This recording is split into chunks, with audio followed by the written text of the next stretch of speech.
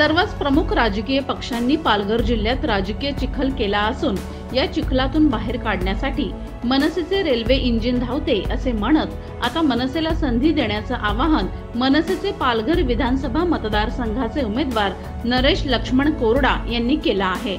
मनसे अध्यक्ष राज ठाकरे यांच्या आदेशाने पालघर जिल्ह्यात 5 उमेदवार उभे करून प्रचलित राजकीय व्यवस्थेला धक्का देण्याचे काम केले आहे।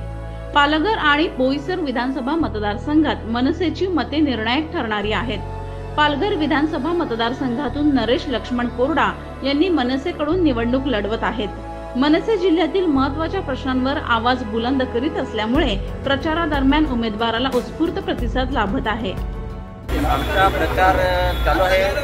आदरणीय राज ठाकरे साहेबांनी जाहीरनामा काढलेला आहे त्या पद्धतीने या भागातील जे पेंडिंग जे काम राहिलेलं आहे म्हणजे आरोग्याच्या विषयी, शिक्षणाच्या विषयी, त्याच्यानंतर मच्छीमारांच्या आणि वाढवण बंदरच्या विषय आहे, त्याच्यानंतर बरेचसे जे विषय आहेत ते आदरणीय राज ठाकरे साहेबांनी काढलेल्या जाहीरनाम्याला आम्ही पूर्णपणे विचारावर चालून आणि त्याचा विकास करण्याचा विचार चाललेला आहे। पालघर जिल्ह्यातील भूमिपुत्रांच्या प्रश्नांसाठी रस्त्यावरच्या लढाईत महाराष्ट्र नवनिर्माण सेना नेहमीच भूमिपुत्रांसोबत राहिली आहे। पालघरला प्रस्थापित राजकीय वेठबिगारीतून सोडवण्यासाठी महाराष्ट्र निर्माण सेना विधानसभेच्या मैदानात उतरली आहे।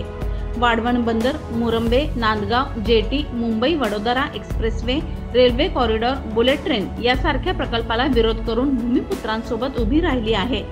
पालघरच्या ग्रामीण आणि शहरी भागात महाराष्ट्र नवनिर्माण सेना मतदारांना वेगळा पर्याय उपलब्ध झाला असल्याचे मनसेकडून सांगण्यात येत आहे। मनसेची भूमिका नेहमी स्थानिकांच्या सोबत राहिलेली आहे। आतापर्यंत कुठल्याही मच्छीमार बांधवाने जमिनी वरती कधी अतिक्रमण केलेलं नाहीये। तो सकाळी उठून समुद्रात जातो, पाण्यामध्ये जातो आणि असे जर विनाशकारी जर इथे प्रकल्प आले, पाणी हक्काचा समुद्र पण त्यांच्यापासून हिरावून घेतला तर मग त्याने जायचं कुठे, त्यांच्या मुलांनी जायचं कुठे। आताच लोकसंख्या वाढीनंतर त्यांचे राहण्याचे प्रश्न आहेत आणि पुन्हा जर या विनाशकारी प्रकल्पामुळे लोंढेच्या लोंढे जर पालघरमध्ये आले तर मग इथल्या स्थानिक मच्छीमारांनी स्थानिक शेतकऱ्यांनी जायचं कुठे। तर आम्ही सदैव स्थानिक भूमिपुत्रांच्या सोबत आहोत आणि ह्या वेळेला कुठलाही उमेदवार मतदारांना फसवू शकणार नाहीये। त्याच्या सर्वांगीण विकासासाठी ब्लूप्रिंट जनतेसमोर ठेवून शाश्वत विकासाची हमी देणारा एकमेव पक्ष हा महाराष्ट्र नवनिर्माण सेना हा आहे।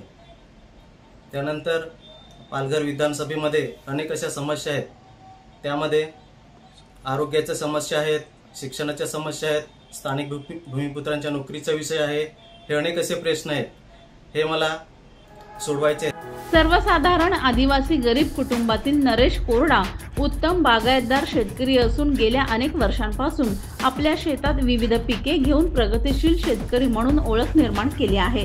त्यामुळे मनसेच्या या प्रगतिशील शेतकरी उमेदवाराला पालघरवासीय कसा प्रतिसाद देतात हे पाहणे महत्त्वाचे ठरणार आहे।